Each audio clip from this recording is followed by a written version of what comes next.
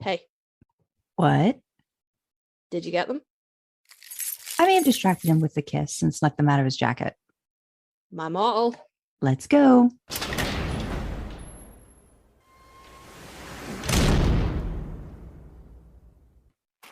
What's Sam researching now?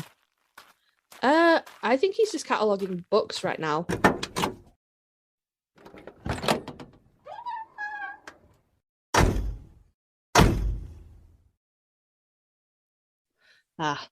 Now this, Sandra, this is just the kind of relaxation we needed after the day we've had. Oh, Karlee, we've got someone in the back seat again. Oh, bloody hell. Oh, it's you. Sorry. I didn't see you there. Don't mind the demon blade. All right. Well, you know Dean's house rules and baby. Driver picks the music, shotgun shuts his cakehole, and the ones in the back enjoy the ride, idling in the Impala.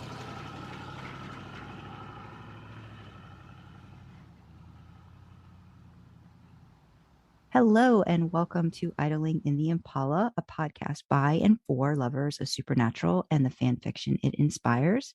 I am one of your hosts, Sandra.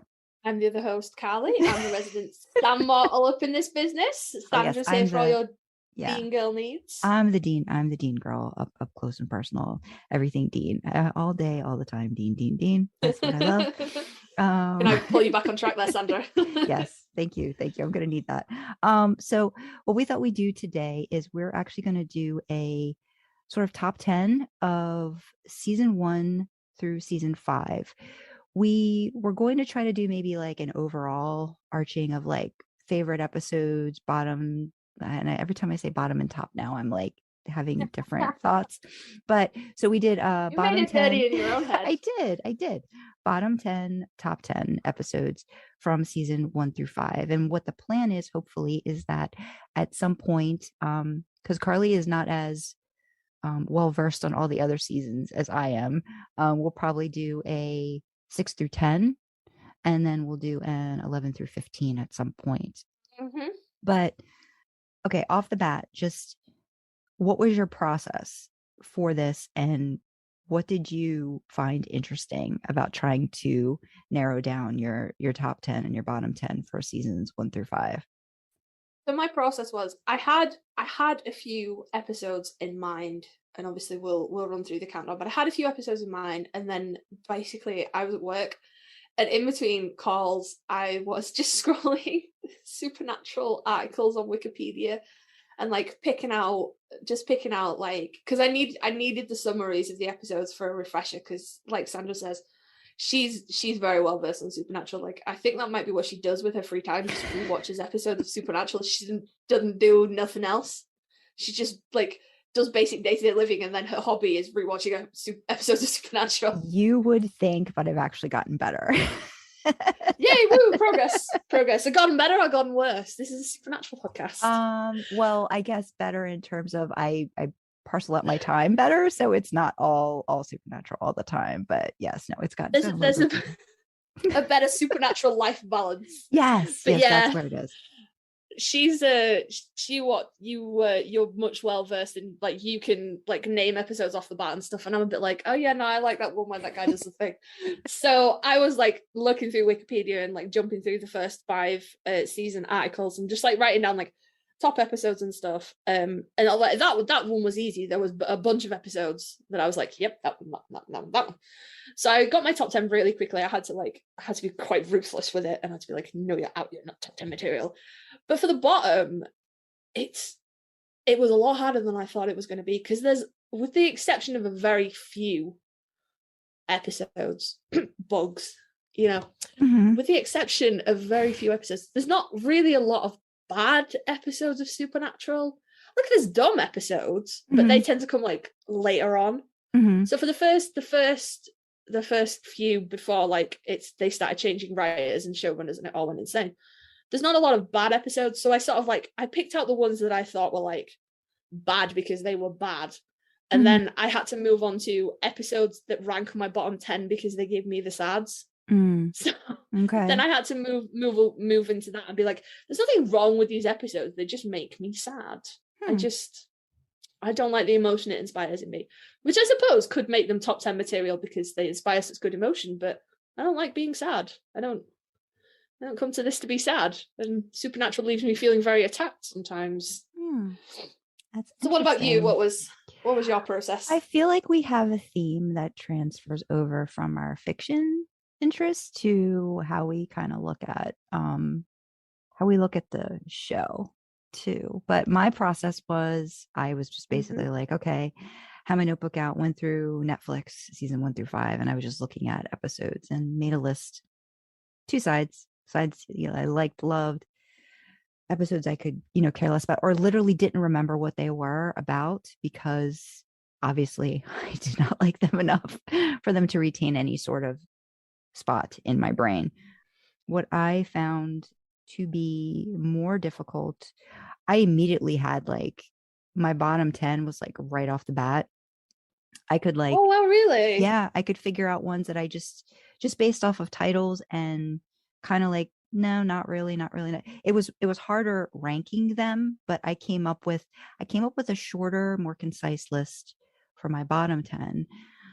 My favorites were just like filling up the other side of so I had to go like to another sheet, like, okay. And then I was like, all right, well, I really love all these, but like this could be an honorable mention, but I really like this for this, and I really like this for this. And what am I going to base my criteria on? And I got full stop. I've already mentioned Dean Girl. So I already know that my top 10 episodes probably are going to lean heavily onto maybe Dean's storyline or Dean's, journey through Supernatural. So I could already see that was what was happening.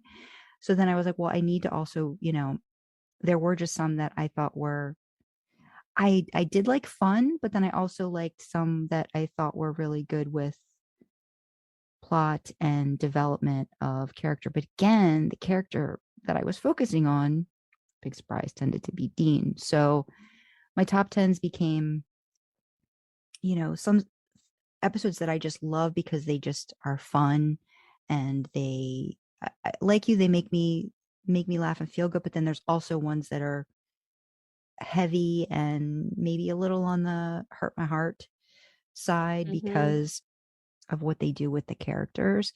But yeah, the bottom 10 was like actually really simple. But yeah, I it was hard picking because I swear there's so many. I was like, oh, what am I gonna do? I really want that, but I can't, that's not gonna fit. I'll have more than 10. I'll have 20. Yeah. I could probably have easily 20 or 30. Like if I was really gonna say like favorite, top episodes. But what I'm thinking is going to happen when we get into season 6 to 10 is it's almost going to flip. I'm going to be able to find those top 10 episodes really quickly, but then have to shift and find there's going to be so many bad ones.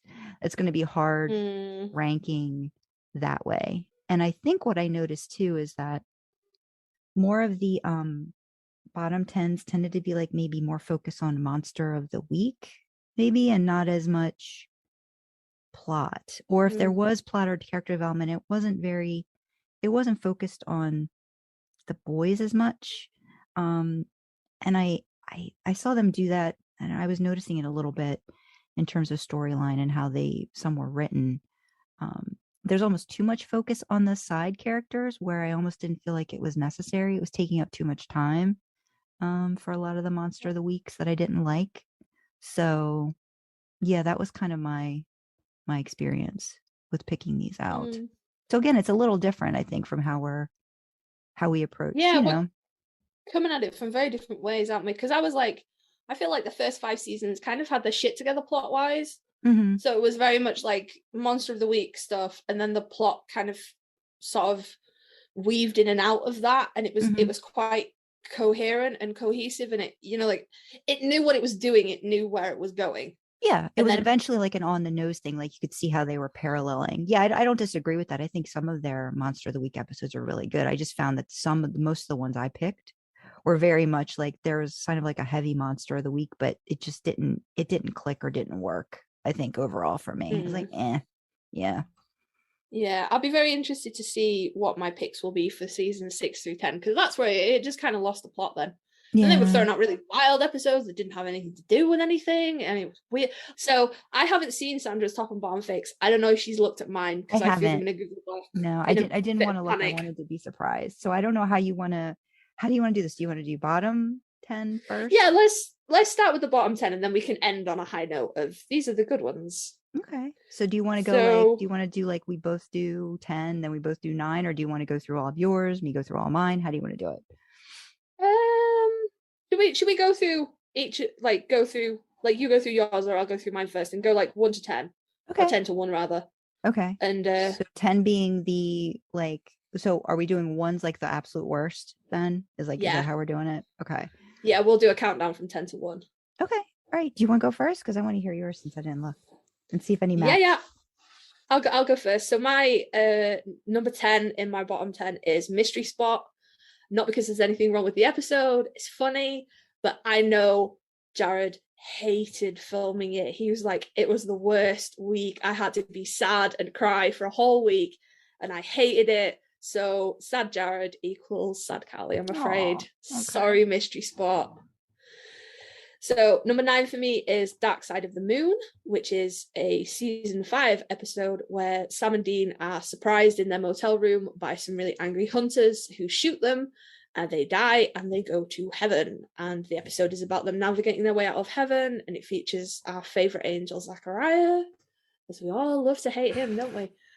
And I don't like that episode, because I think that episode is the turning point where all tension of death goes out of the show, because that's the episode where they go, hey, no, you've died loads of times, we've just wiped your memory, and it just takes away all the tension that they've been building. Because yeah, by that point Sam's died and come back, and Dean's died and come back, but it's still, death still holds weight. You know, it wasn't, Dean had to sell his soul to get Sam back.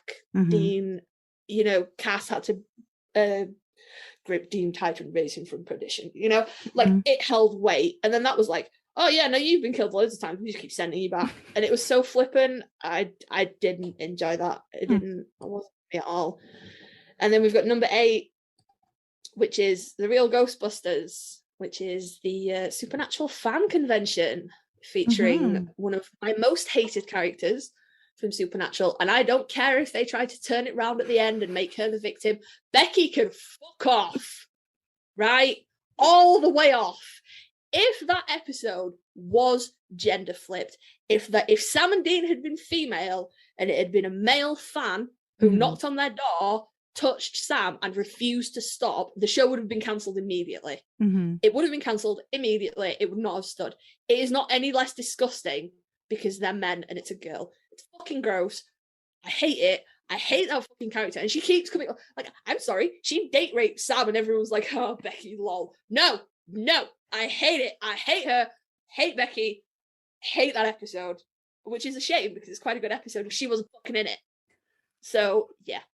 And I want you all to know who's listening, I have this in a Google Doc, and I have comments for, because like Sandra's the one that does the episode titles, and I'm like, oh yeah, then know that episode where that guy did that thing. So I have notes on this, and my note for The Real Ghostbusters just says Becky in capital letters, because I hate her so much.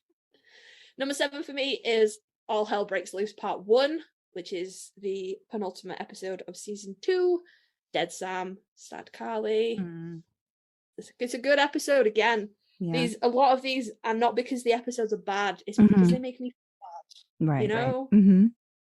And that bit at the end, and Jensen's holding Jared, and he's like, oh, it's my job to look him pain in the ass, little brother. And I know, like, I've heard the behind the scenes things, you know, of like how difficult it was for them to act, and Jensen being like, I believe there's an interview with Jensen where he says he didn't have to think of anything sad to cry. He was thinking of Jared dying, and that was enough. You know, and I'm like, oh, guys.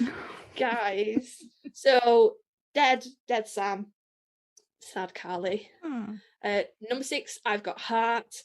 Again, not because it's a bad episode, it's good. And then it just fucking crushes my baby at the end. Yeah. It's a good episode, and they they build up that relationship between Madison and Sam, and it's so good. And my boy gets some, which is always a bonus because he's like practically fucking celibate. So so we get that lovely scene of Sam and the shoulder muscles, and that's great.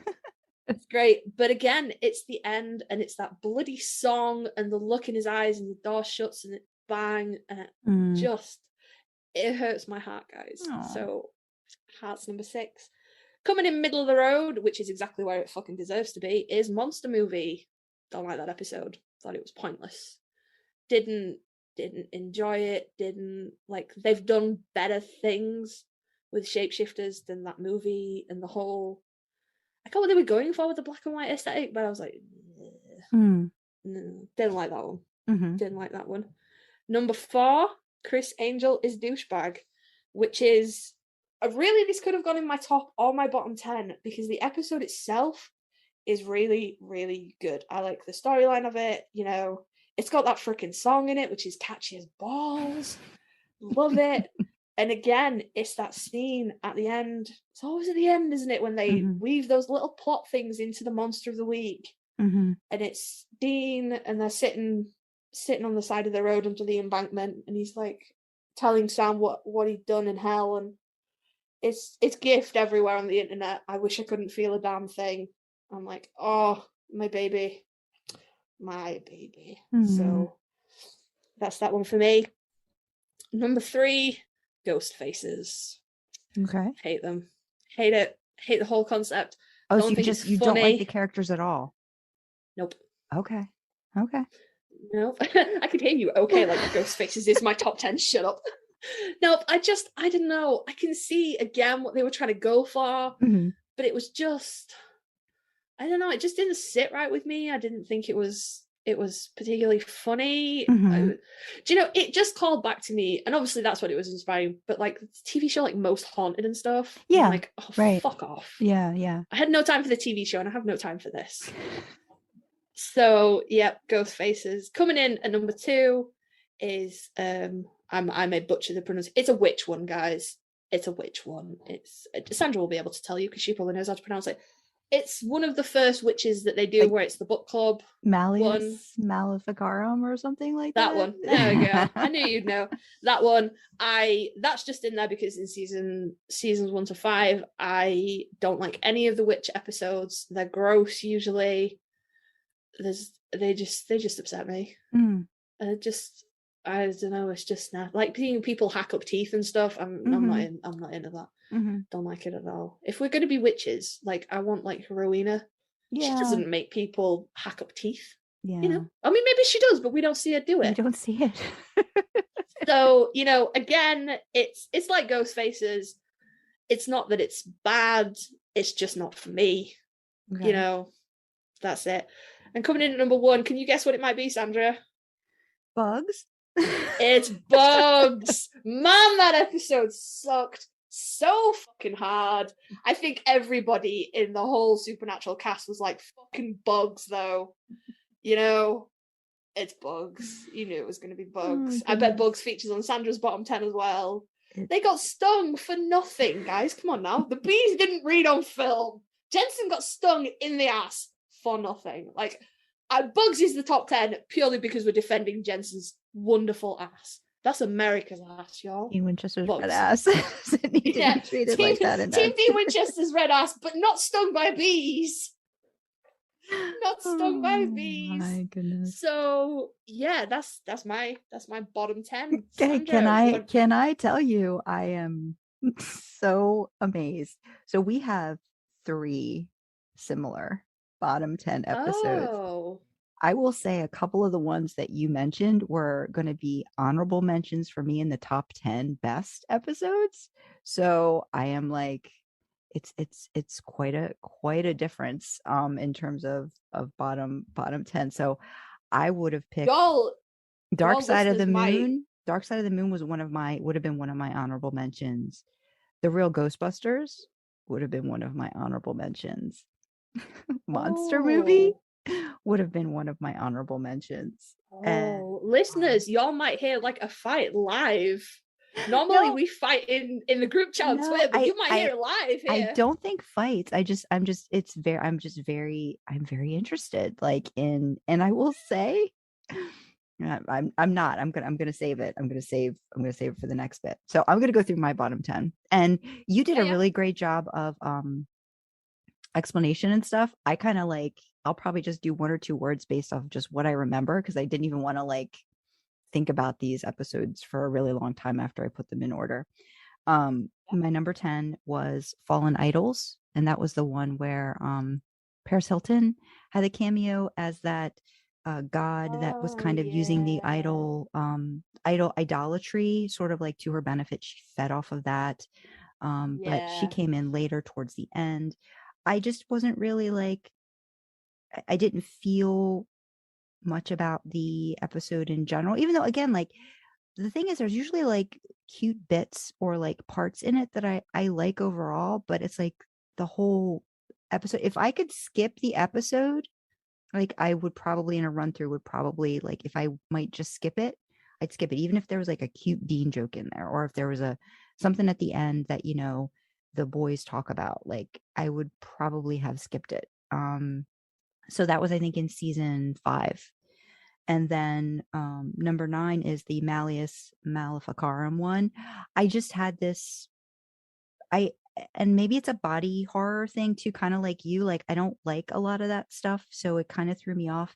And I also, I don't know, like they were spending time with the characters a little too much, and I wasn't invested. Like I could care less kind of what was going on with this witchy group. Mhm. Do you know what I mean? Like they spent time with them, and I'm Yep. like, well, it didn't like, I could see the cold open, like that made sense, and like maybe like, you know, how the husband gets it or how somebody else gets it later on, but there was no investment. And like even then towards the end, like, you know, Ruby's like knows the demon and they're doing that whole thing, and they're it's and season 3, and I don't know if misogyny is the right term, but I don't really like how Dean is with Ruby in that. There's a lot of, and he does it with Bella too, like the way he treats those two women in particular. There's a lot of bitch, there's a lot of like undertone to it that to me just, it's kind of icky.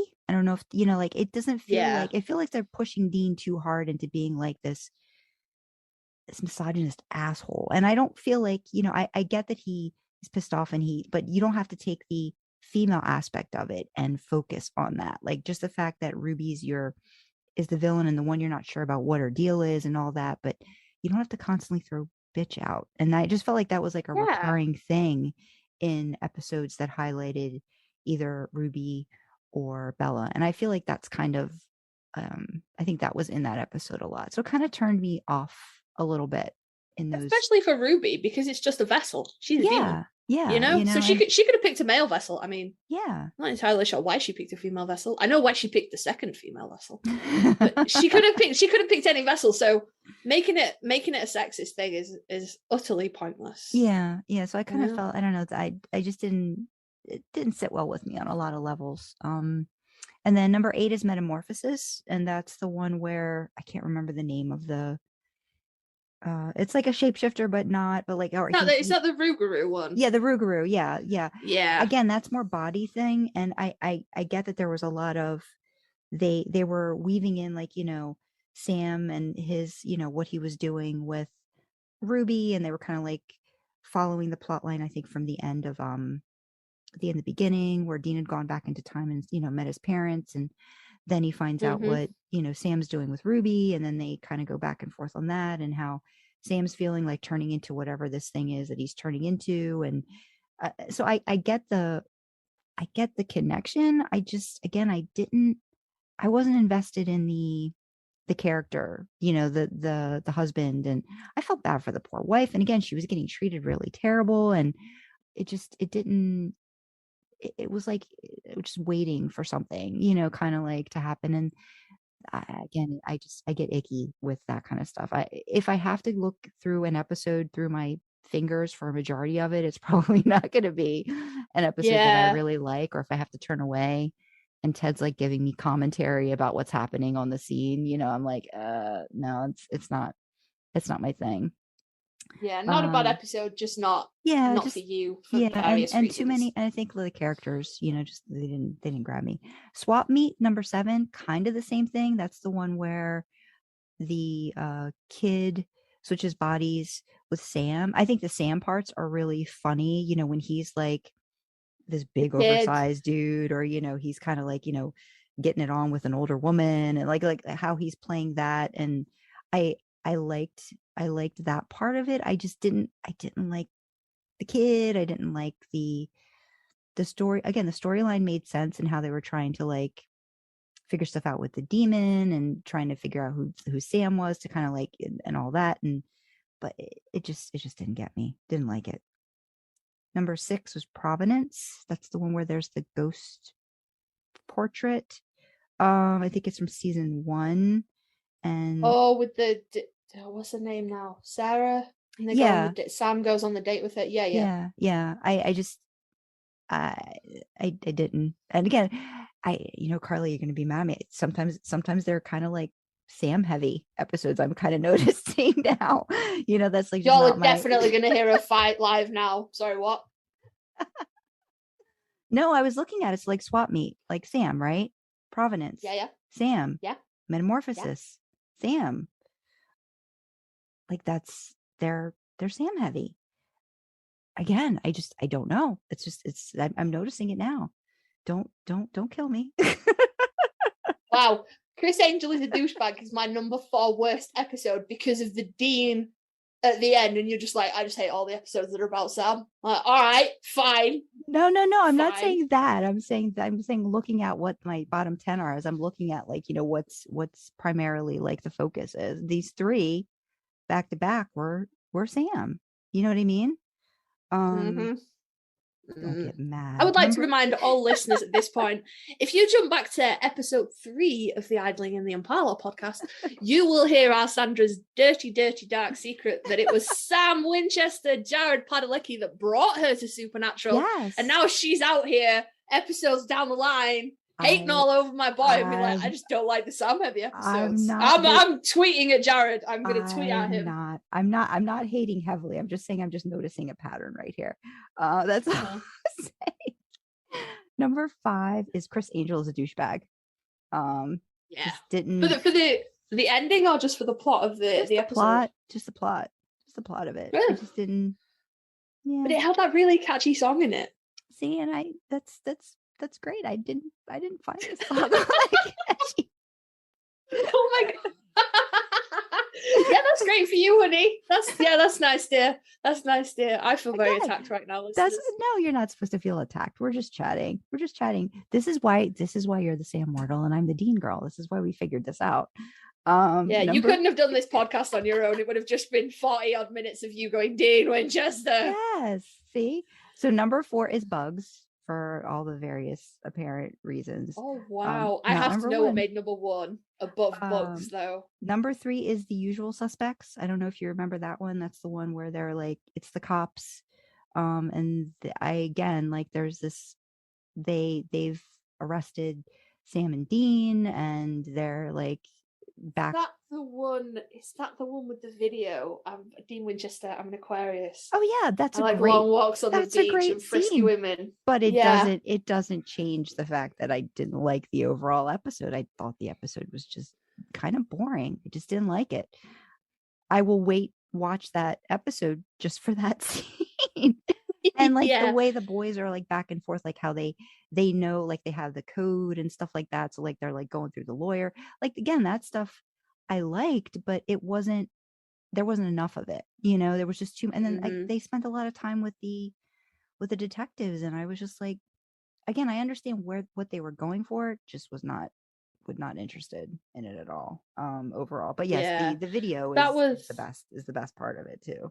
That was for me another one of those episodes. It draws a lot of the tension out of the show because the officer lets them go at the end.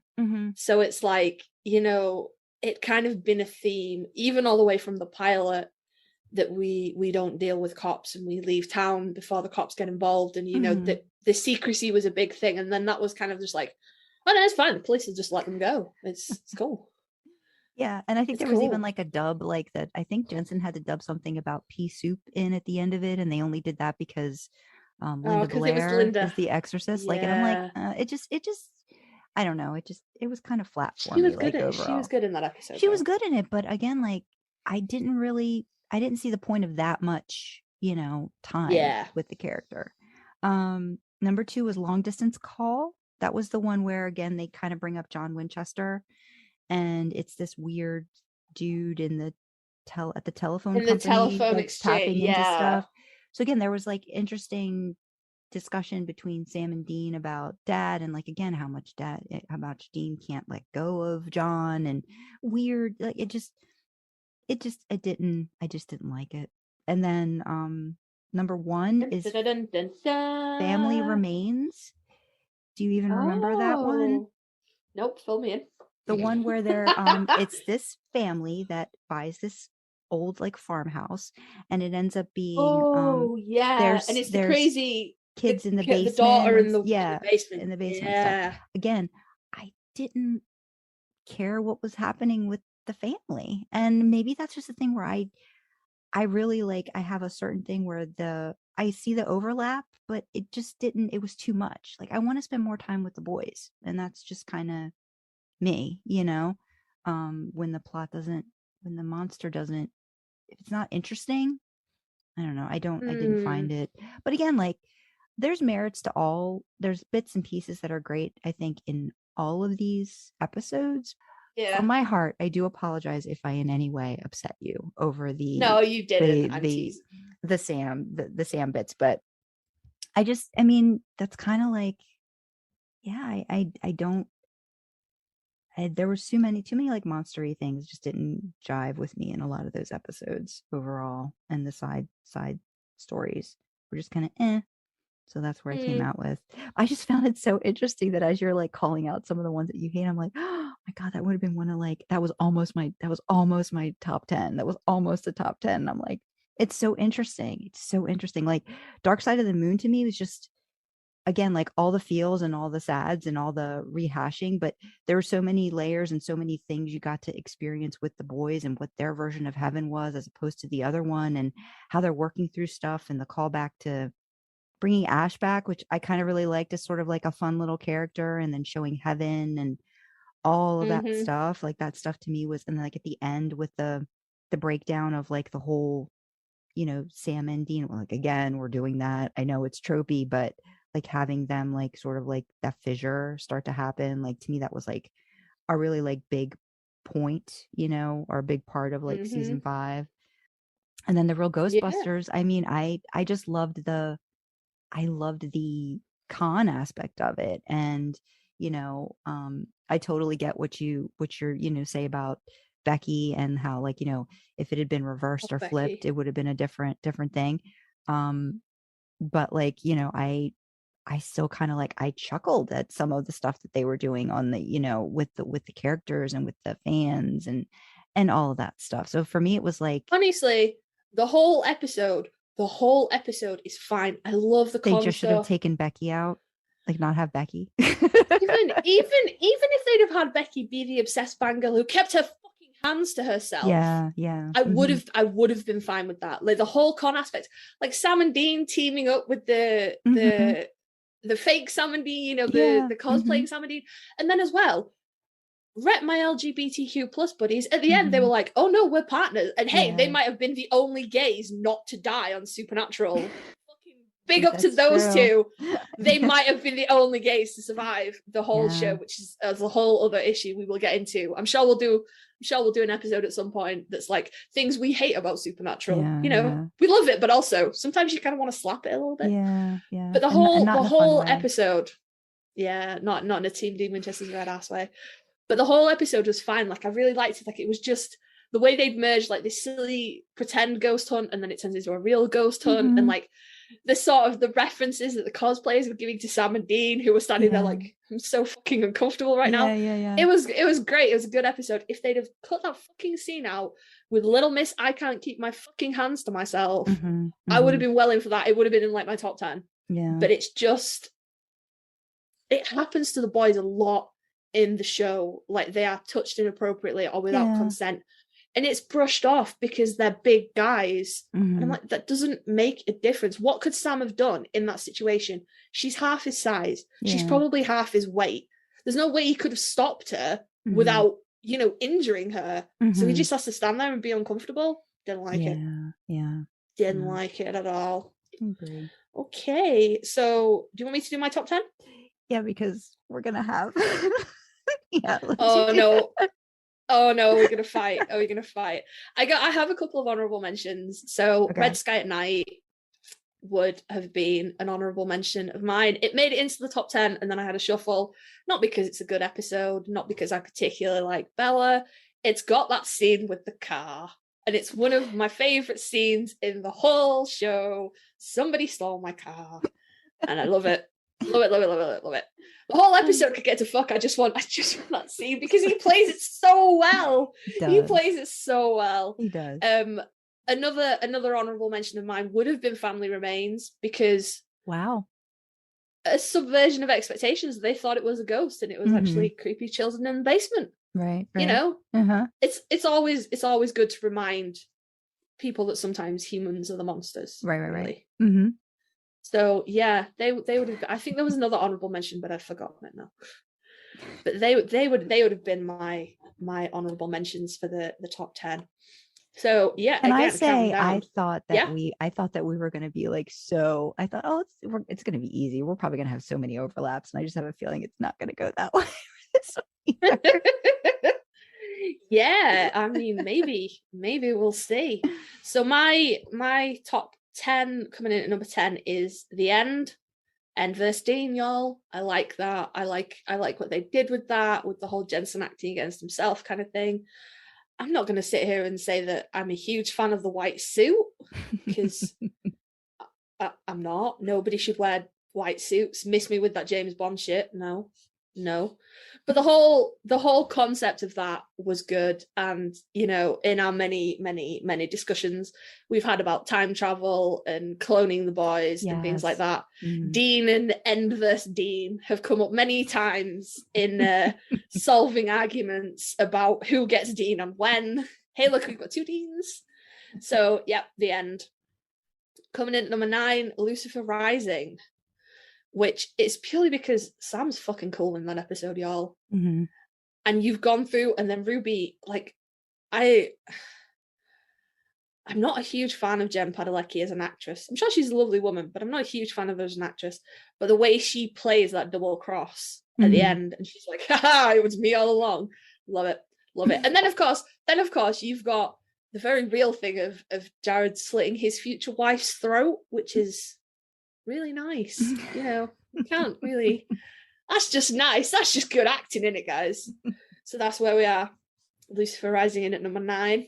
Number 8 for me is the pilot. It's you gotta take it back to where it all began, haven't you? If it wasn't for the pilot being so good, would we all be here? Would we have stayed with the show? You know, and I think as a snapshot of the show, it had so much. It had the banter, it had the brothers, it had the monster that was interesting. You know, it gave you a really good snapshot into what life is like for a hunter in this world. And it didn't get too deep, and it didn't get too heavy. And if we forget the end bit with Jessica, because that was quite sad, sad Sam equals sad Karlee. But if we forget that bit, it was a good snapshot. It was a great episode to draw everybody in. So it's got to be the pilot for me. After School Special comes in at number 7. I have such a place in my heart for Colin Ford. He's such a little cutie. He's all grown up now, which is bullshit. That's not what we're doing. Like, how dare you be an adult? You're like baby Sam forever. But I just think, I believe the actor who played young Dean was called, I want to say Brock, but it might not have been. I would have to Google it. But those guys did such a great job of playing the younger versions of the brothers, and again, a really good look into what life was like. Because you hear it bandied about between Dean's like, what was wrong with our childhood? It was fine. And Sam's like, are you fucking high? Here are all the things that were wrong with our childhood. But to see it and, you know, to see them, I thought it was really good. And of course, y'all know what I'm going to say. Those red shorts, guys. Those red shorts carry an episode all on their own. If the episode had been crap, it'd have still been in the top 10 for those fucking shorts. The whistle makes me their guard. Yep. So coming in number 6, A Very Supernatural Christmas. I love that episode. I love everything about it. I love Dean trying not to swear. I think it's a really, really good episode. I love the subversion of expectations of it being the little old couple on the corner. I like that episode. It's cute. I like that one. And the boys were so cute in that.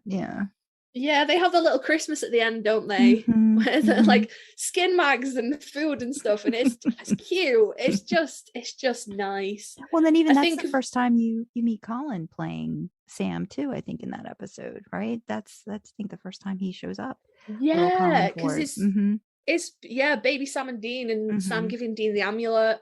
It's just nice, y'all. It's just nice. And I have to say, A Very Supernatural Christmas was a big part of my inspiration for my own work, Step Into Christmas, of wanting to give the boys a real Christmas, you know, because that was written before the season 15 episode. I forget the name. Sandra, what's it called with all the holidays and stuff?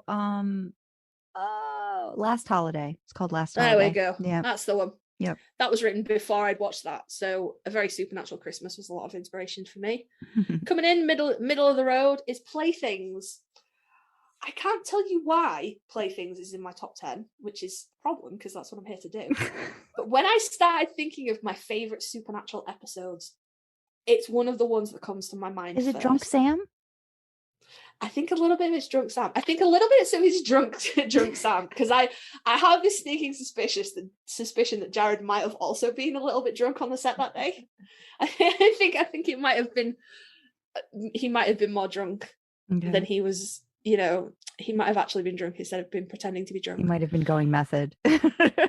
Yeah, but then he has that really cool badass scene where he like vaults over the balcony into the pool, and it's awesome. But also, I think I find dolls very creepy.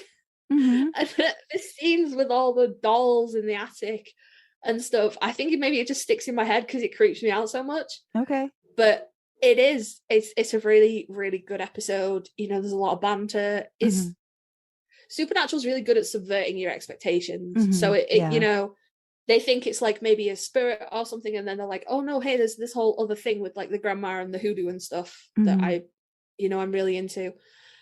But it's probably mostly for Drunk Sam and that epic vault over the balcony, because that's cool. I wish I could have seen that being filmed. That's cool.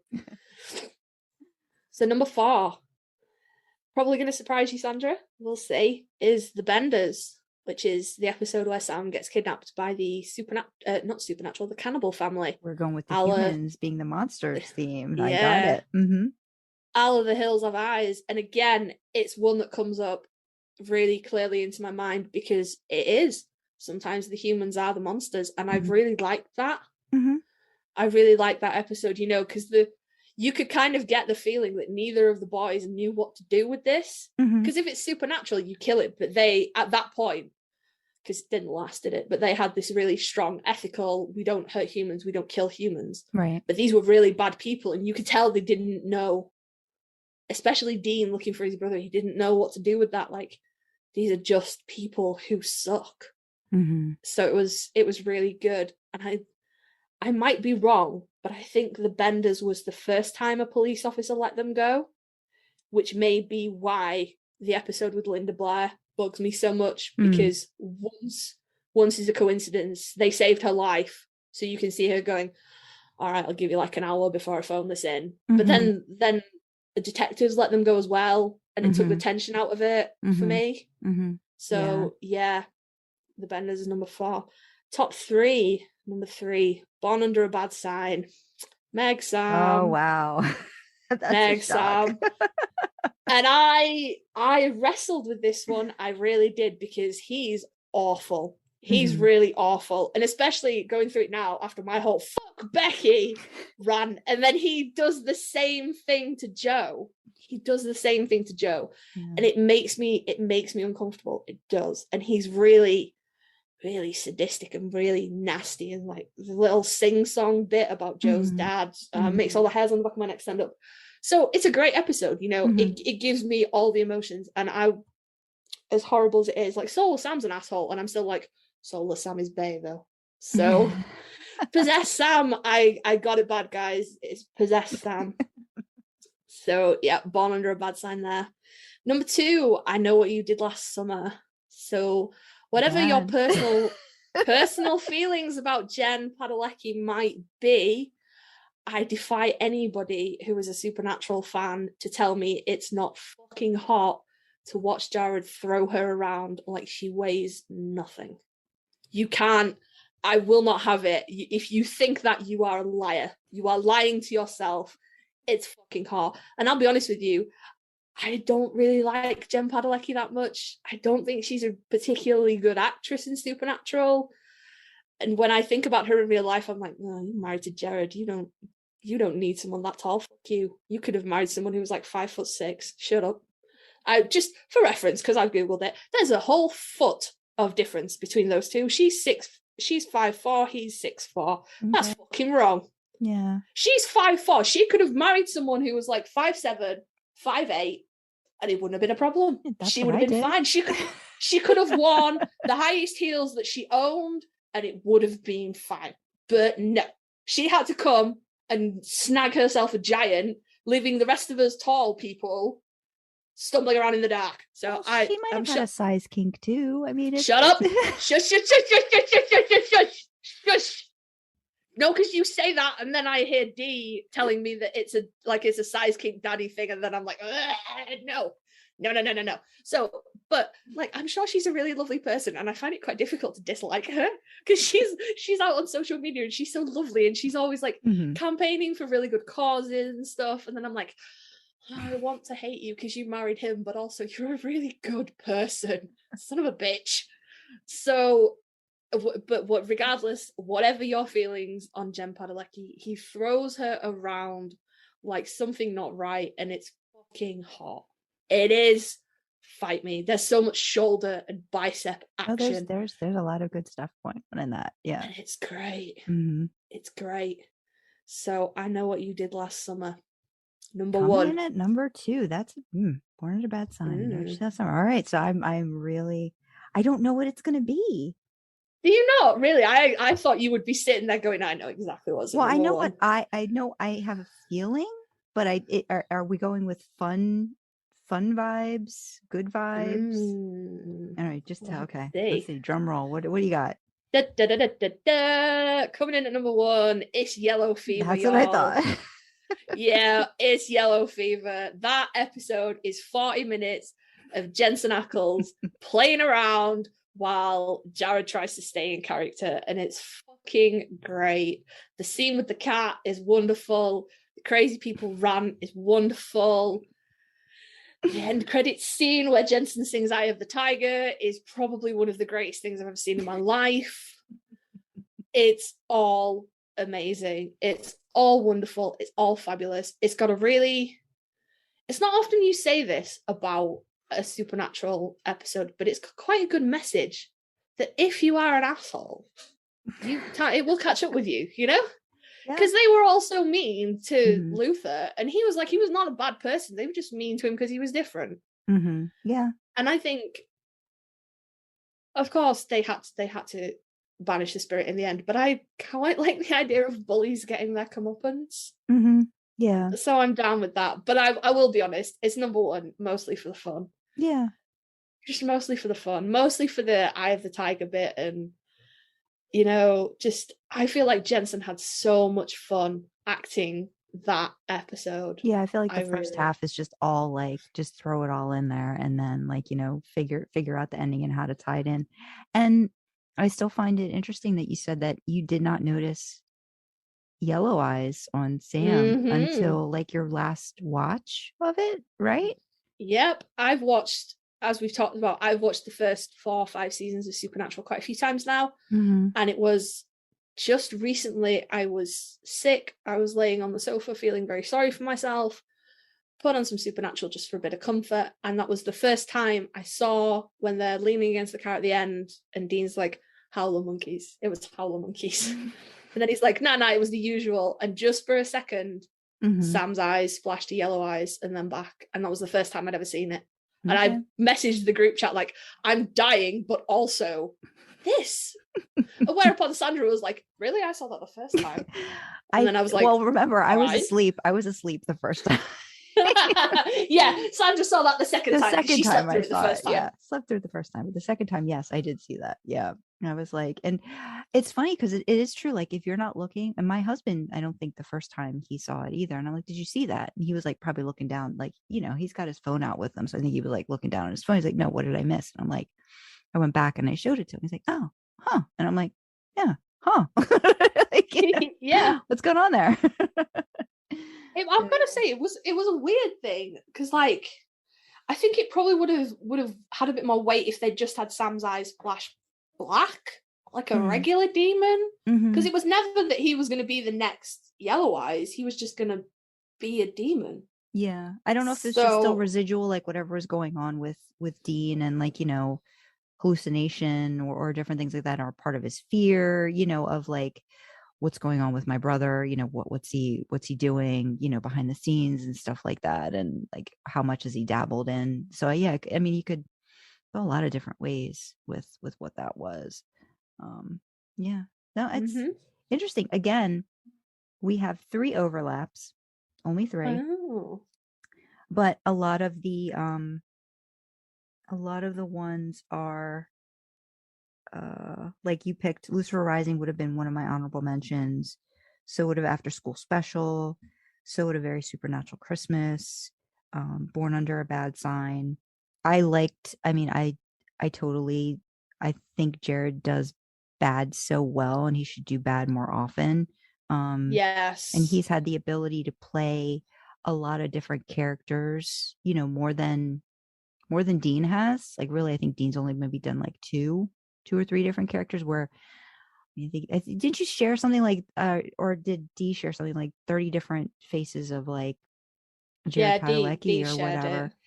She did that for me. He's done a lot of different characters, and I think he does that really well. And he's very scary, and I think he sells that. All right, so my top 10 again. Yeah, we got distracted there, guys. Sorry. That's okay. We have 3 overlaps, and like I said, a couple that were definitely honorable mention. So number 10 is Monster at the End of this book for me, and I enjoyed the supernatural novels. I enjoyed. This was before Chuck turns into such an ass. But Carver Edlund, and just the boys realizing, the background of like how deep it goes, and like how much is in the books, and all of like even like the laundry, like when they're in the laundromat scene, and he's like, those shoulders, I've seen those shoulders or something like yeah, I'm reading about myself reading about myself. Yeah. So there's that episode has that really good scene where they're talking to the publishing lady, and they're like, we have the tattoos. Yeah. And they're both like, so over it. And he's like, oh, you really are. There's just so many good things in that. And again, that's a good episode. And they still incorporate Lilith, and you get more about, you find out about the prophet stuff. So you're learning about different parts of what's actually going to continue, throughout a lot of Supernatural. But yeah, that's just kind of, I love all those. Again, I think that's why The Real Ghostbusters was kind of one of my close to being a top 10, was, getting involved in the live action role play and all that.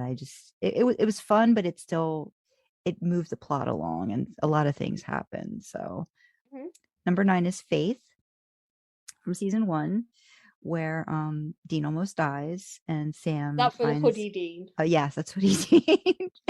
And then Sam, finds a faith healer, and that again, I think, was one of the episodes where it was kind of, it felt a lot different than the other episodes, I think, from season 1. And I think that was kind of like they were digging into Dean a lot more. And again, not surprising, one of the reasons why I probably liked that episode a lot. But also kind of like, I was thinking about it too. This, I think, comes after the episode Home, where I know Dean had like tried to call his dad and left like this really, this, just please come. I don't know what to do. But then you see the flip side, and you see the way Sam handles calling his father, and it's still impassioned, and he's not as much begging, I feel like, as he's much telling John, like, you need to come and, figure out what to do with Dean. Like, he needs your help. You can't just leave him. And I think that says so much about the parenting and the lack of it, and how different John approaches both boys.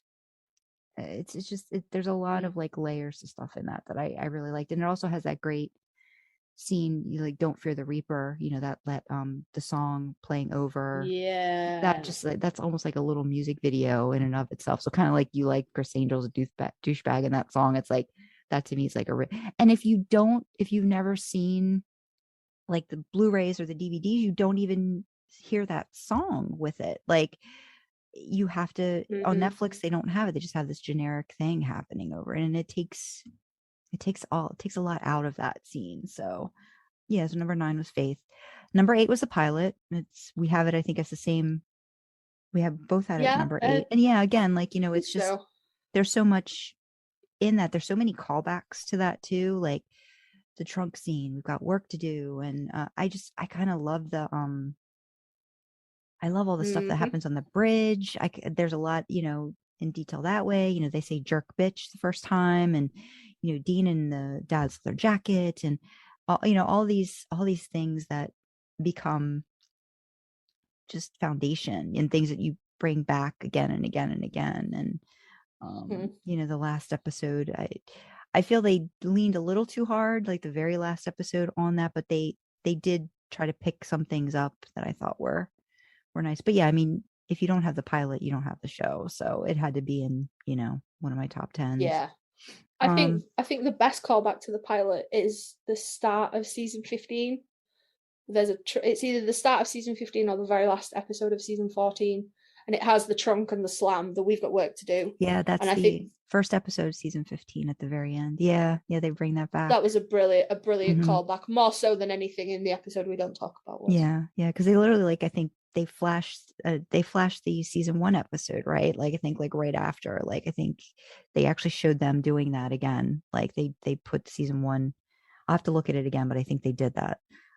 So number 7 actually is the counterpoint to I Know What You Did Last Summer, which is Heaven and Hell for me. That's the one where you find out Anna's an angel. Big surprise. There's like 2 scenes in there that I absolutely love. I think it's Heaven and Hell, the backseat scene. Yes, so there's that. I thought it would be. But then there's also at the end where Dean comes clean to Sam about his time in hell, and how it was 30 years of him being tortured, and being told, well, if you do this, we'll take you off the rack. You just have to like start torturing other people, and you did it for 30 years. And then that whole scene was where I was, my heart, Jensen, and knowing what that was like filming, I think, for him too. But it's just such a great, you can't take your eyes off of that scene. You know what I mean? It's like, there's so much going on in there. And I think you mentioned when we were talking about it in another episode, how you kind of don't, Sam's there, but he's not like the focal point. And I think they only like cut to him a couple times, and just, the dread that he's having to tell, why he's been the way that he's been and what's been going on. And it's just Dean. Just yeah. In the backseat. I mean, come on, we don't get a lot of options, so you gotta take advantage of that when you get it. Back muscles. And I know the boys have talked at cons so many times about how much they hate filming scenes like that, and it's really awkward. and like it's like not even remotely sexy, even a little bit, not even once. Like it's really bad. And I'm sure Jensen's mentioned how awkward it was filming in the back seat, and I'm like, oh, but it comes together so beautifully, guys. Yeah, the end result is just it's beautiful. Yeah. I mean, you gotta love that. But no, there's a lot to that I really do like. Number 6 is What Is and What Shall Never Be, and that's the one with the Jen season 2. Yeah. Where, you know, Dean is kidnapped, he's put under, and he gets to see what, I guess, what the Jinn sort of thinks his version is of, like, you know, keeping him nice and happy and complacent, but just at this weird level where he's still going to be missing out on some things, like his relationship with Sam is no longer there. You know, he doesn't have his father, which I still think is kind of like a good thing. Like his dad's like out of it. Like I would love to like discuss that like in detail at some point. Like what does that say about him kind of just being like this presence but not being there for him to be sort of happy, you know?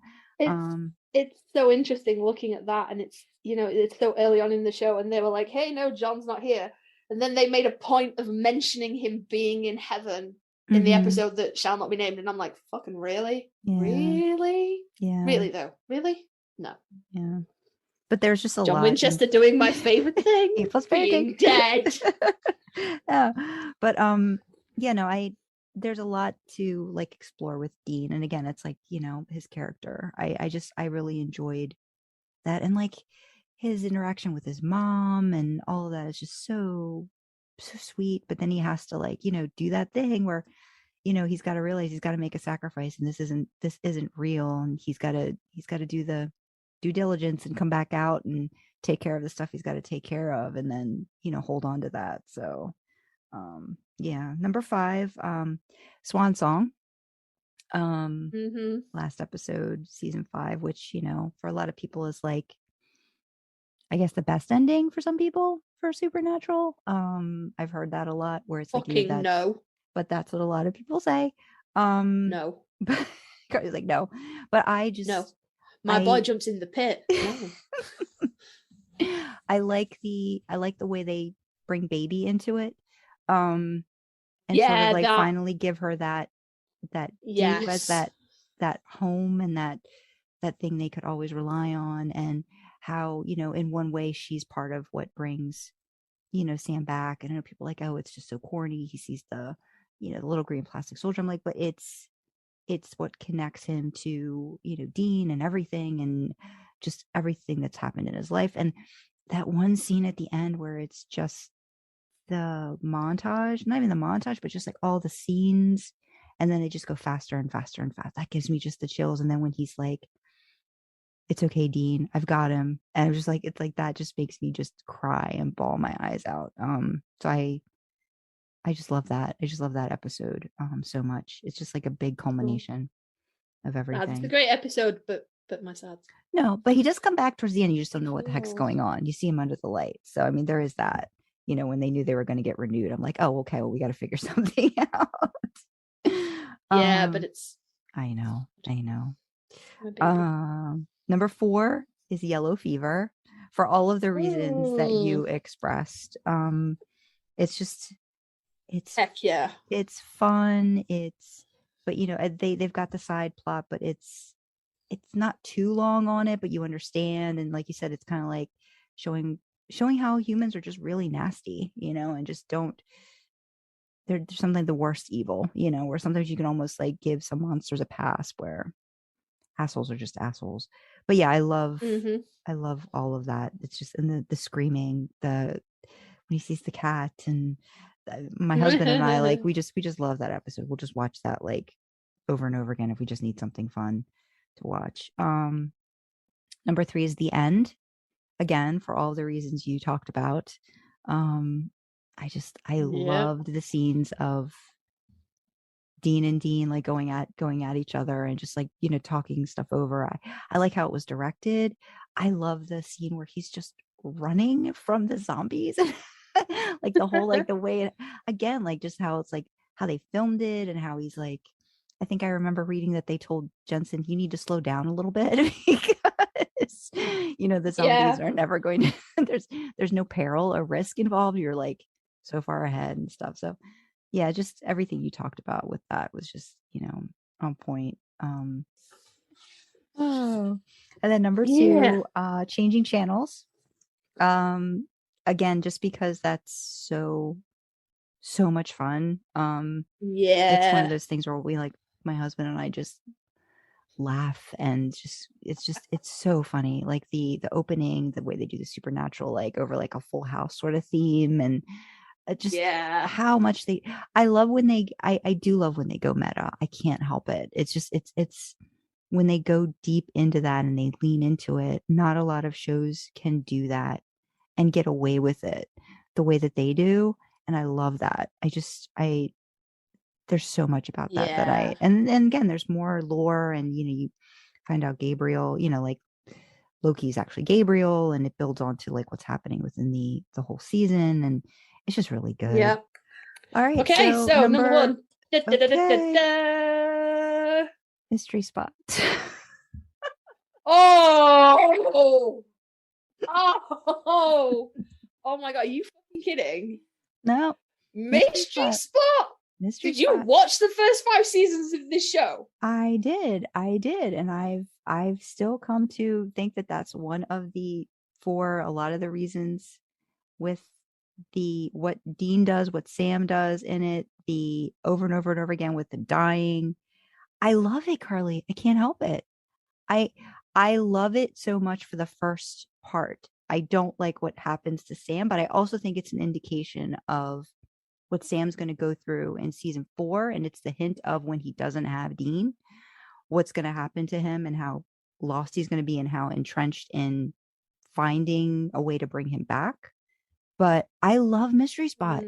I love it. I love the Groundhog Day aspect of it.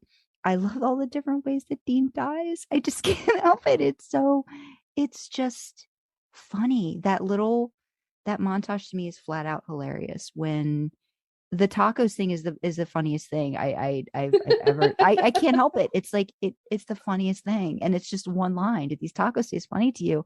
I love it. I love all of it. I love the pig in a poke. I love all the different ways Sam tries to like figure it out, go through all. It's just, again, that's kind of like a time thing with me, but it's just on a loop.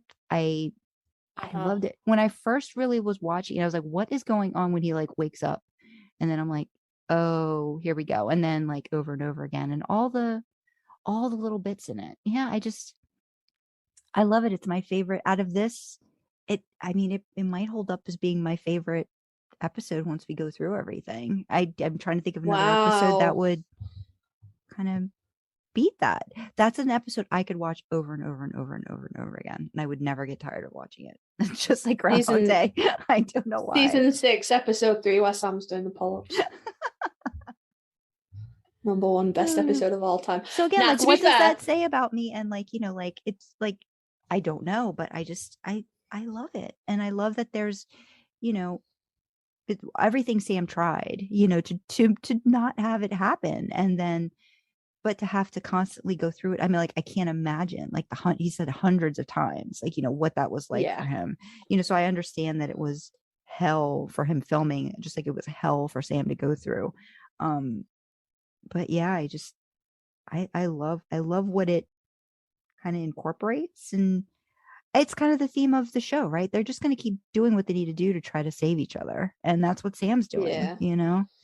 I'm with you. Like, Mystery Spot is a great episode, and it is really funny, and there's nothing wrong with it. It ranked on mine because I was like, sad Karlee. Yeah, but it's a great episode, and like Dean randomly dies in the shower. It's so good. I'm with you right up until when he finally fixes it, and it's finally okay, and then they get out, and it's Wednesday, and then all the stuff that happens after that. Yeah, I hate that.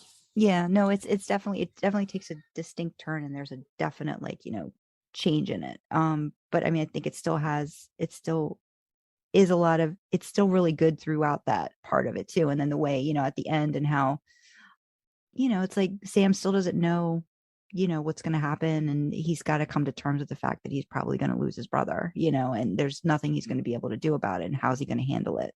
So yeah. So yeah, that was my.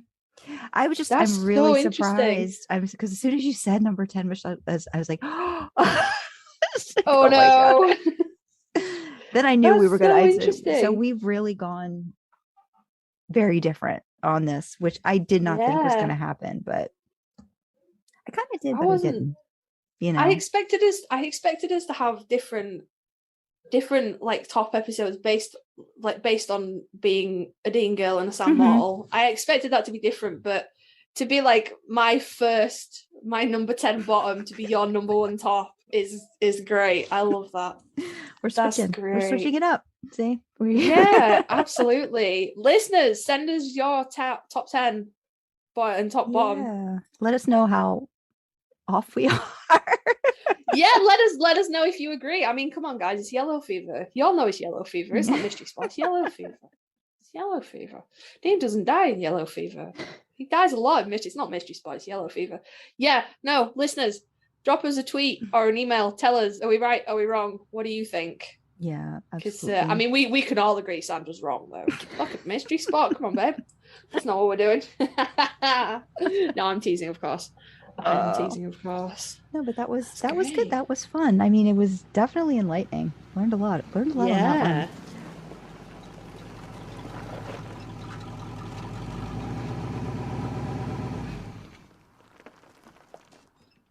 This next fic recommendation from Karlee is titled Boy, and it's by The Little Red Who Could Write. Rating is explicit. No archive warnings apply. Category is female male. Relationship Sam Winchester reader. Samuel Henry Winchester. Sam winces, shooting his brother a panicked look as they reach the bottom of the bunker stairs. Dean holds up his hands in a "sorry dude, you're on your own" gesture. Wyan appears at the entrance to the hallway, hands on her hips. Dean is already on his way out of the room, giving them a jaunty little wave over his shoulder. "Hi," Sam says, trying for confidence and failing. She's mad. He knows she's mad. "Where have you been?" she asks in a tone that says she knows exactly what the answer is going to be. "On a hunt." "Did you tell me you were leaving?" He didn't, because he knew she wouldn't want him to go. After several weeks of back-to-back hunts, she had made Sam promise he would take a week off. "Dean found a vamp nest a few hours away," Sam says, more than a little defensive. "No one else could take it. What were we supposed to do? Just let people die?" Her expression softens. "No, Sam, that's not... I'm not mad at you for saving lives. I'm mad at you for lying about where you were going." Ah, yeah, she has a good point. She's right in front of him now, reaching up with one hand to grip his jaw and force him to look her in the eye. "Only bad boys lie, Samuel, and I know you don't want to be a bad boy. How do you want to do this?" There's a shift in her tone, something darker and more dangerous than before. It sends a shiver down Sam's spine, but not of fear.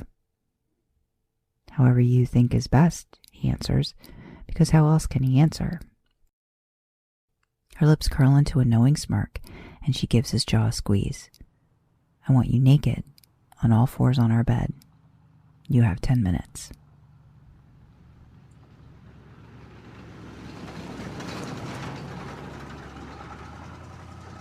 Yeah, so we've got my fic recommendation for this episode is Boy. It's not even The Boy. I got that wrong. Okay. It's Boy. Yeah, look at me. Look at me representing my fan fic loves and getting the titles wrong. That's not quite as embarrassing as not remembering the titles of your own works though. So yeah, this is Boy, and it's by The Little Red Who Could Write. And the summary for this one is: when Sam disobeys and lies to his girlfriend, she has to teach him a lesson. So, you know, I'm sure you can all see why I quite like this one. Tags we've got for this one, I'll just briefly sub Sam Winchester, Dom Reader, orgasm control, orgasm delay / denial, Dom sub, power dynamics, pegging. So, you know, it's all okay. yeah. Right.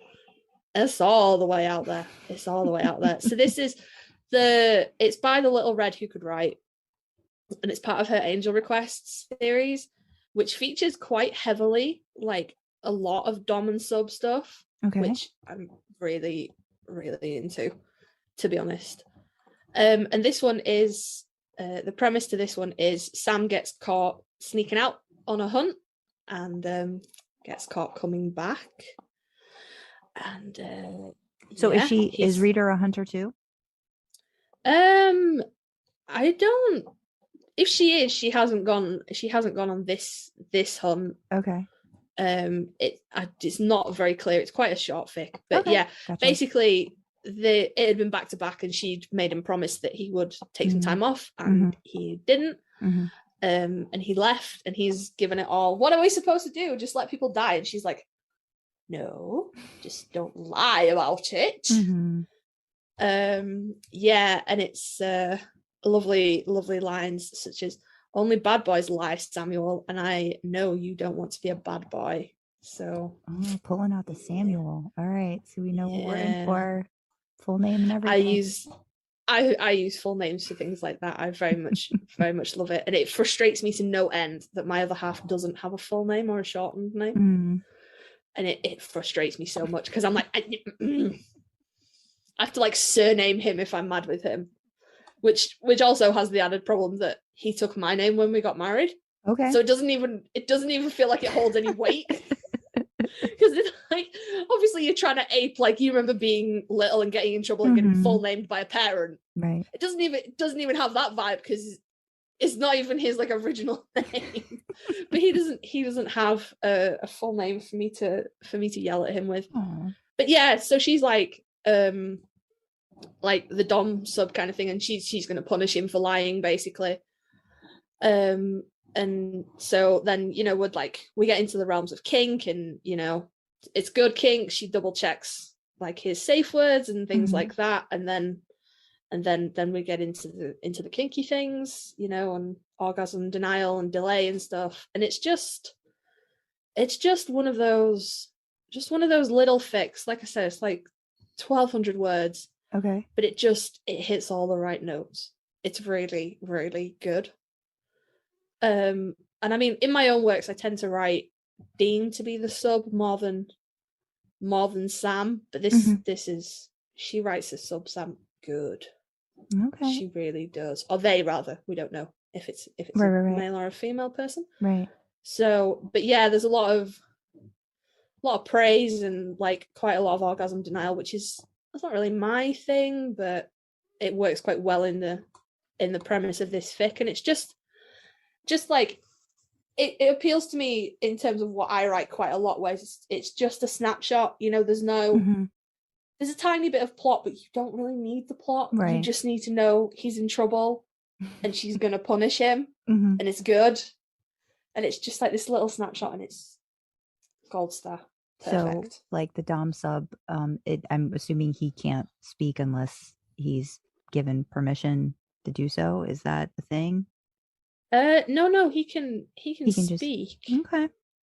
He can speak, but he doesn't really. What does he have to call Reader? Does Reader Mom. Have a Oh, okay. Yeah, Mom.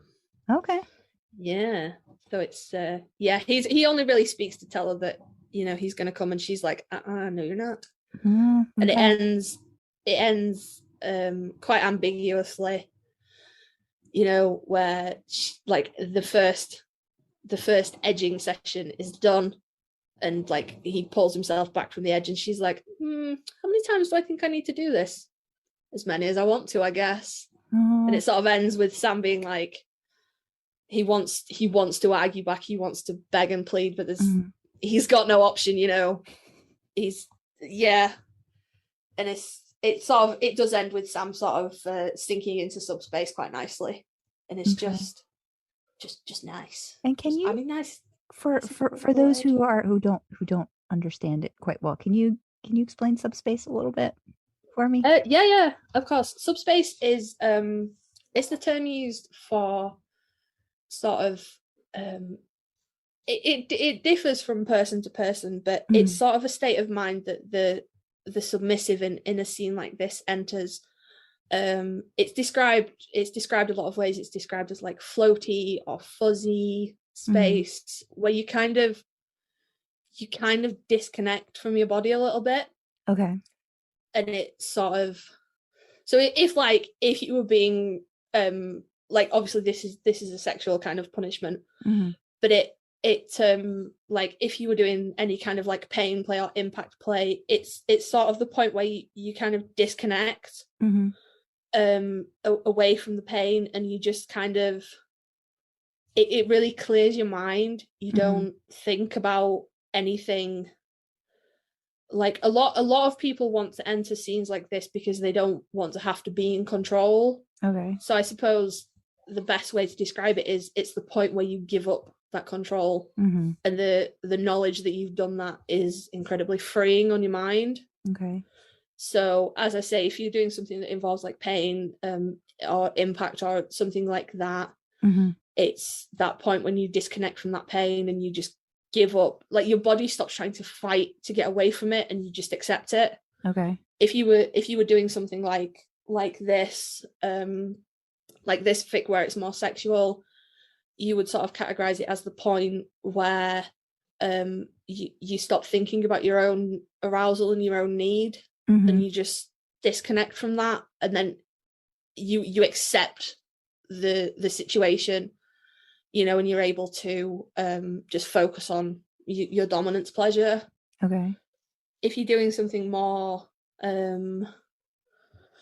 sort of slave master inspired, again, it's that point of disconnect where you stop thinking about your wants and needs, and you're able to just focus on the wants and needs of your dominant, and it stops you worrying about making choices, because you don't have to make any choices, you just have to do as you're told. And it's very freeing. So that's what I personally would categorize subspace as. As I said, it's different for everybody, and it's a different sensation for everybody as well. But that's so that's sort of what Sam's sinking into at the end of this fic. And you know, he wants to ask her for mercy, but he knows he's not ready to accept her mercy yet. He knows he's not ready to be forgiven.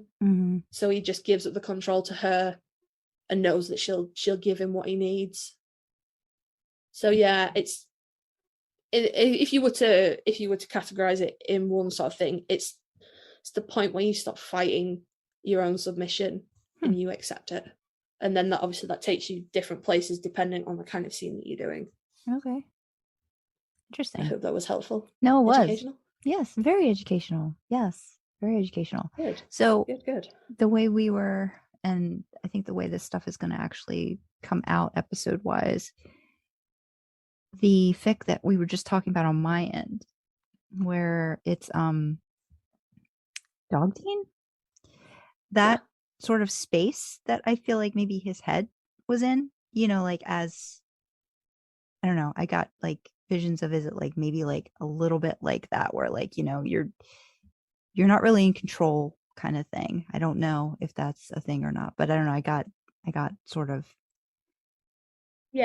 feels from that a little bit, like maybe a little bit along that, but interesting, very interesting. So it's sort of like, if you think about in daily life, how many choices do you have to make? So your alarm goes off, choice one. Do you turn it off or do you snooze it? You get out of bed. Do you go pee first or do you brush your teeth first? Do you go get drink and breakfast? What are you going to wear today? What are you going to do? Like, life it's full of those tiny choices. You don't have to worry about any of them in that scenario. You don't even think about, but you're so used to making those choices that when it comes to a scene like that, you tend to instinctively rebel, because you still want to have that choice. So if you're starting out a scene, you know, strip, get on your knees, and you instinctively kind of fight that, because you still feel like you have a choice. You can choose not to, you can refuse. And the more into the scene you get, the less those choices matter, and then eventually you stop worrying about it and you go, it doesn't matter, I'll do what I'm told, because someone else is going to take care of it. Not every sub gets into subspace, not every scene will send every sub into subspace. You know, it's not like a guaranteed thing every time, but that's very much what it is, where you stop fighting for control and you just accept the situation. And it's it's one of the things that makes aftercare so crucial, because when you've gone into that space, obviously then you have to be brought back and put back into control of your own self, and you know, be able to be a functioning human again. Yeah.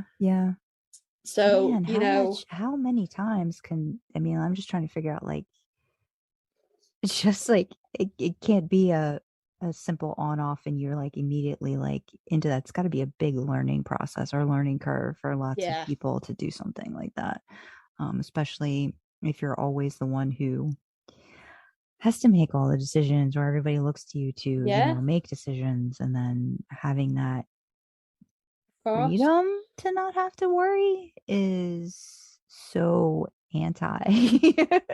Like I said, it's difficult. It's not not everybody can give up that control, and you know, how you would set something up for that is very different. You know, like sometimes your sub will, you just need to be kind and you know, treat them kindly and give them something mind-numbing to do while you're telling them how good they are, and that helps sort of, you know, drift them into that space of being your good boy or girl or whatever. And then that can drift them off again. Sometimes it comes from a pain thing. If you're giving a sub a punishment, the body will only take so much, you know. So you have to be careful. You have to walk that line between how much is enough, but not so much that you actually hurt the person more than they want to be hurt, more than is safe, you know. So it's interesting. A lot of things you see it in a lot of fics, actually. People being put into subspace through really like mind-numbing menial tasks. Cock warming's a good one, because you have nothing to do but sit there. Yeah, I remember reading something that now it hits it's this Marked by There Must Be a Lock. Have you read that one? I haven't. I will go and have a look. Oh my God. Okay, it's really long, telling you know me right off the bat. But there's a scene with Dean and Reader, and all of that subspace stuff that you're talking about. That's what he provides her. And it's like a full day of this stuff that when I was first reading, I'm like, what is going on? So now, yep. Okay. Okay. You find a lot of people, like cock warming is one. Being put in a corner is another one. That tends to come up quite frequently in fan fiction, because again, it's mind numbing. You have nothing to do, and it really reinforces that you have no choice in this. You have no control. And I mean, of course, you always do. You can always safe word out, but for the purposes of the scene, you just have to do as you're told. So, you know, another one is just having a sub just kneel quietly.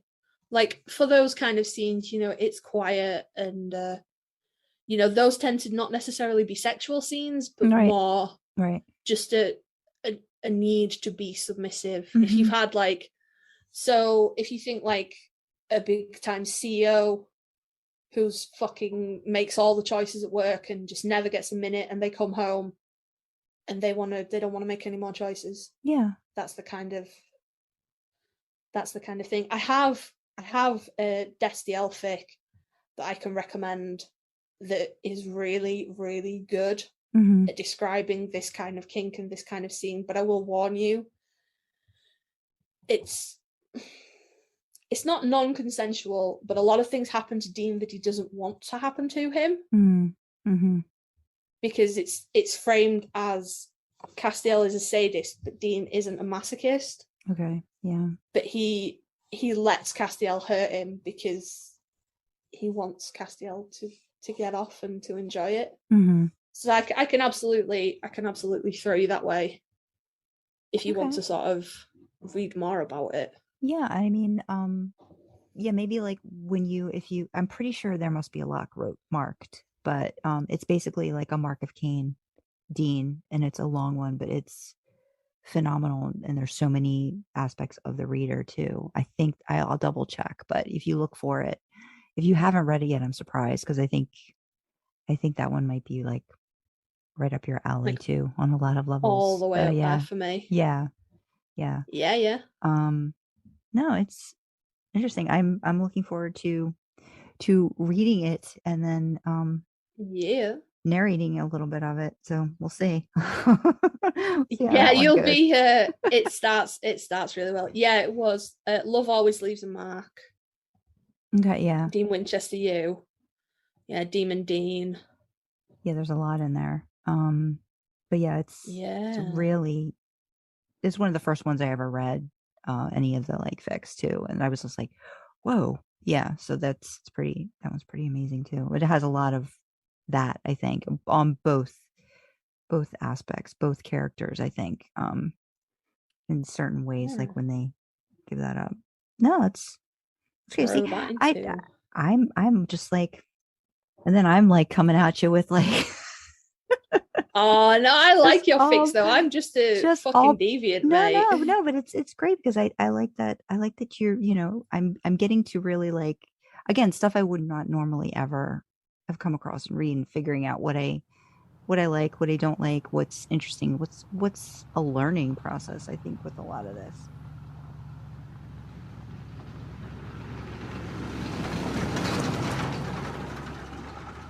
This fic recommendation comes from RoxanneTucker on AO3. They have 7 supernatural fanfics.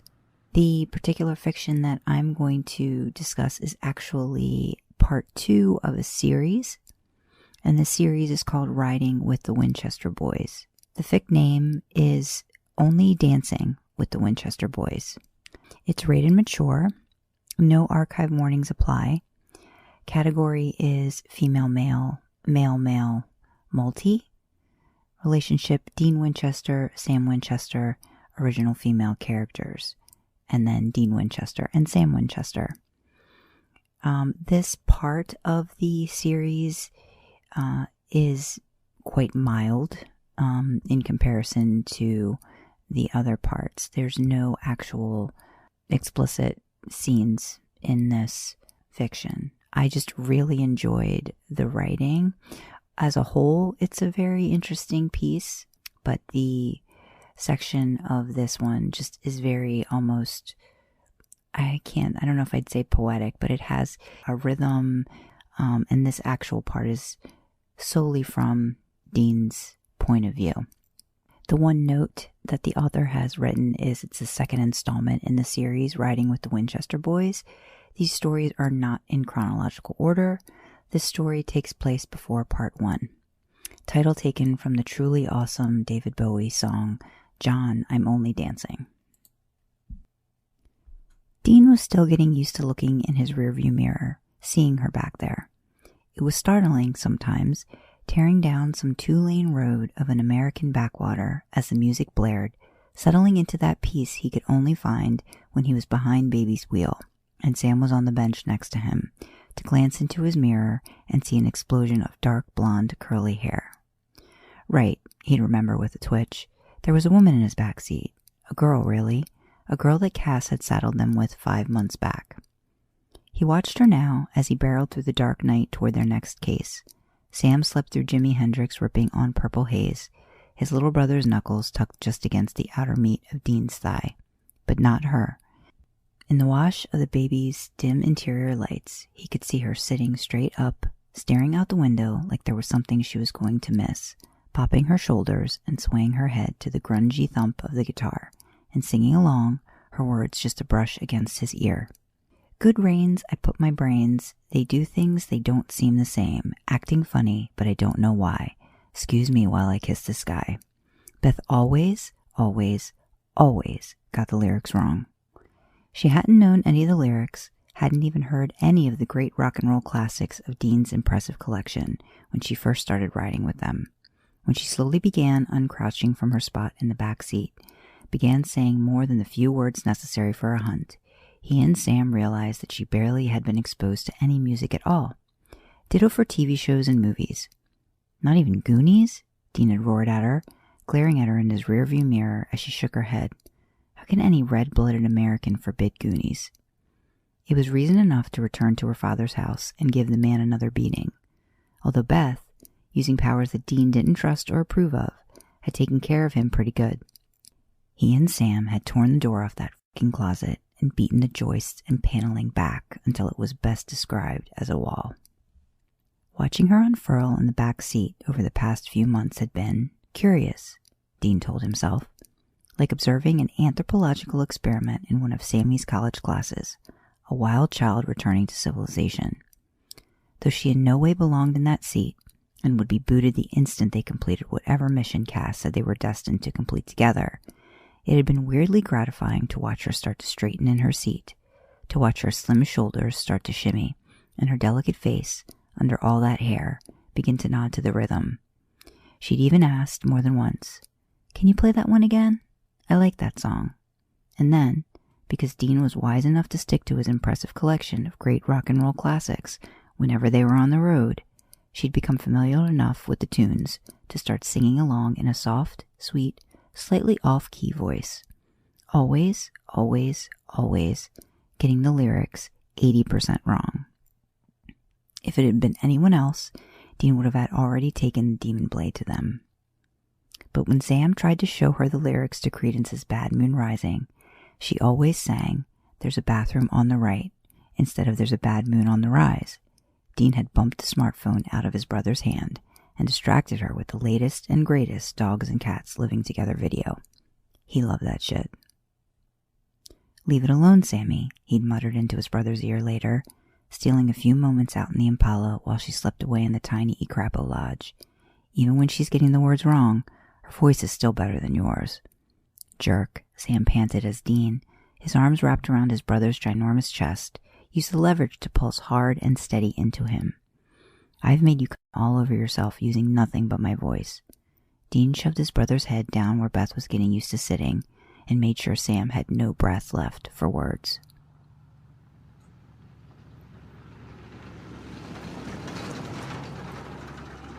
My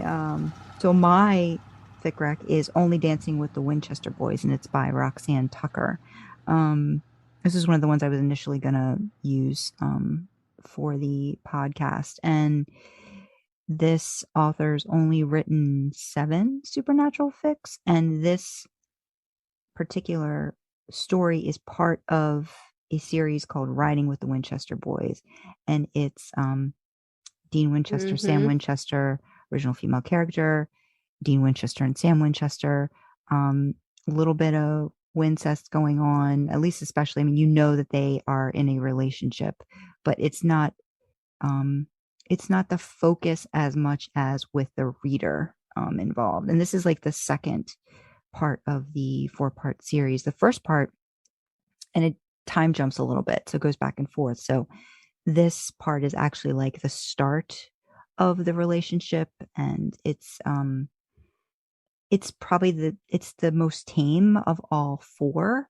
I think the third one is the one that's like super duper hot. They're just in bed, like 3 of them.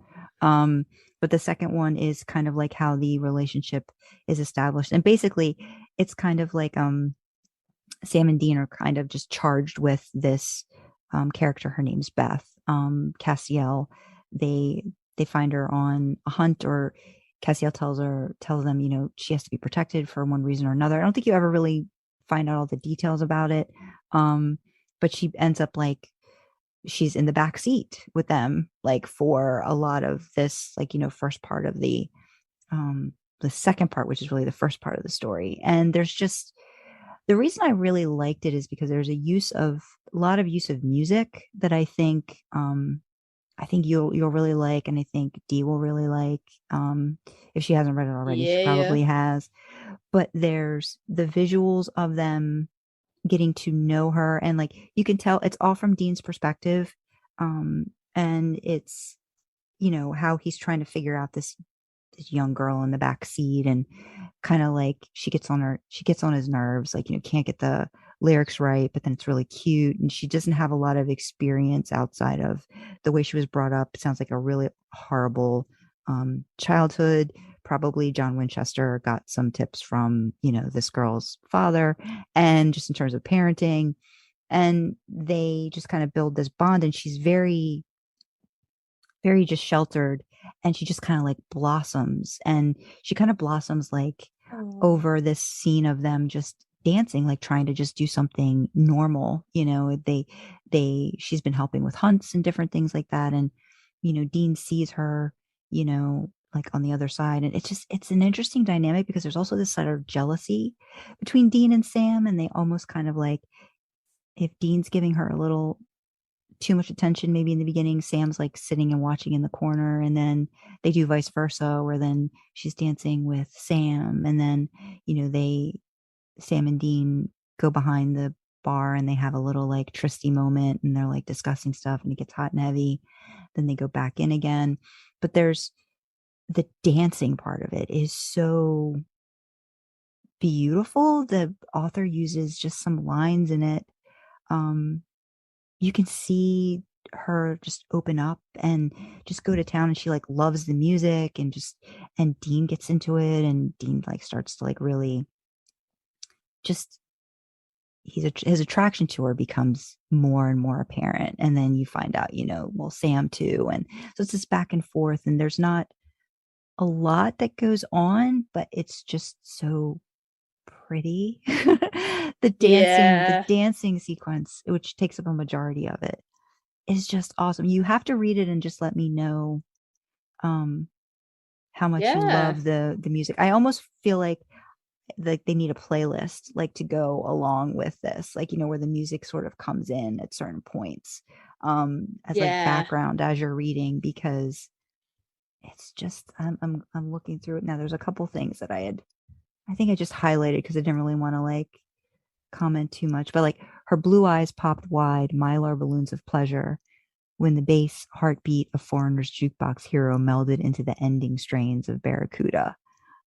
Like that kind of stuff. Or how Dean's just kind of giving a dance tutorial, and he's probably like the last dude that should be doing that, but like you can tell he's got some moves, and he's like showing her, and that kind of like, she loses her inhibitions and she shows more of herself, and it's just a nice read. And it's so, when you read the first part, this part, and then third, and then I think the last part's more Reader and Sam. And I think this author just wanted to finish the work. So the fourth part I don't think is as long as a lot of the other ones. Yeah, unfortunately, sorry.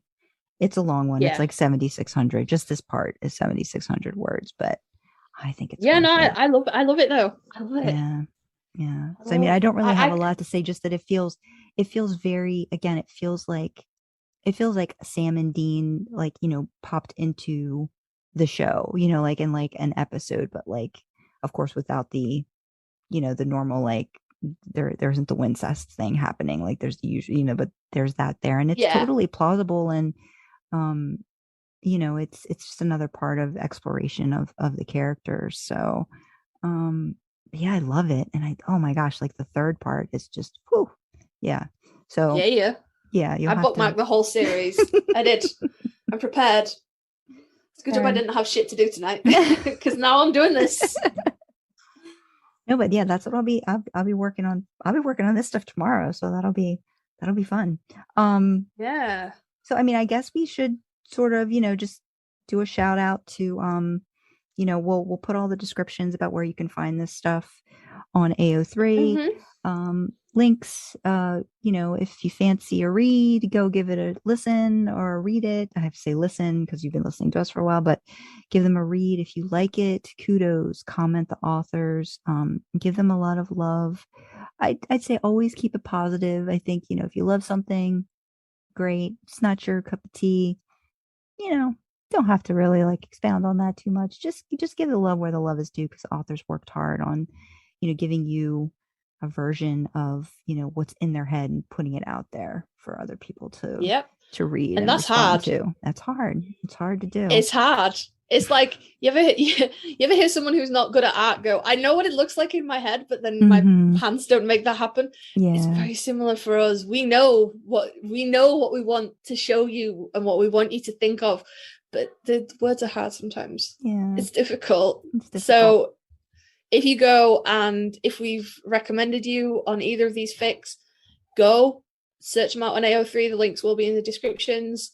Give your authors some love. Give them some kudos. Maybe leave them a comment if you want to. You can tell them we sent you. Because we did. We did. We did. We're not lying. We definitely But yeah, did. no, definitely. If you're grabbed by these fics or any of the fics we've recommended in any episode, go drop a kudos on the fic on AO3. Give it a read. You know? Yeah. Give your author some love. Well, Karlee, we've run the gamut. I think we did bottom, the top. We did the did all sorts of stuff today. So we should probably wrap up soon. And I just want to say thanks for being a part of this again. I always appreciate when you take the time to just talk fun stuff with me. This is always fun. It is. I love it. I look forward to it. Yeah. So, and I just want to let everybody know that if you want to give us some thoughts or opinions, we'd love to hear from you. You can email us at idlingintheimpala@gmail.com. You can find us on Twitter. It's idling in the letter D Impala. And then if you want to reach out to me on AO3, I am Drasna, Drasna. On Twitter, I am Kyle, Kyle, writes, Writes. And I also have a website where you can find my original fiction, and it's at sandrakyle.com. Mm-hmm. So Sandra's the all over place one. I'm the one that's pretty straightforward. You can find me at AO3. I'm Karlee Karma. I mention it every episode because however you think that might be spelt, it probably isn't. Unless, of course, you're a frequent episode listener, in which case you know how it's spelled. So well done you. But it's Karlee, that's Kilo, Alpha, Romeo, Lima, Echo, Echo. And then Karma as you would spell it normally. And I'm the same on Twitter, Karlee Karma. Same profile picture in both places in case you think, hey, I wonder if there's someone else out there with a weird spelled name. Nope, it's me. It's me. So, yeah. Drop me a tweet, come and have a look at my works on AO3, tweet the podcast, email us. Sandra's just giving you all the links for that. And thank you very much for joining us. And I apologise if at the end of this episode you hear any really loud cat meows, because I told him he was a good boy a little while ago and he's taken that to heart and decided to now be a menace. Hi. Oh, he needs his praise. He's a good boy. He's a good boy. He's been really loud, but now he's stood right next to the mic. I imagine he's going to be very quiet. Well, that's all right. Hey. It's perfectly fine. Well, again, thank you for joining us, and we will hopefully see you in the next episode. Yep, a little cameo from Jinx there, but thank you very much for joining us. Thank you for listening, and we hope to have you in the backseat again soon. So, bye, everyone. Bye-bye.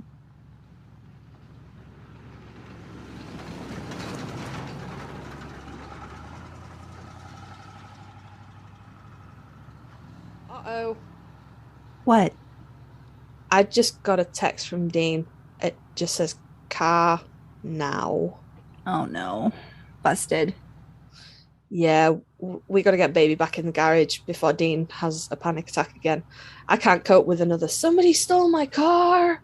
Well, thanks for coming along for the ride. It was great catching up, and hopefully we can sneak out again soon and not cause Dean to have major palpitations in the process. Yeah, ideally not. You know how he gets. It was really great catching up, though. We hope to see you again soon. Bye. Bye.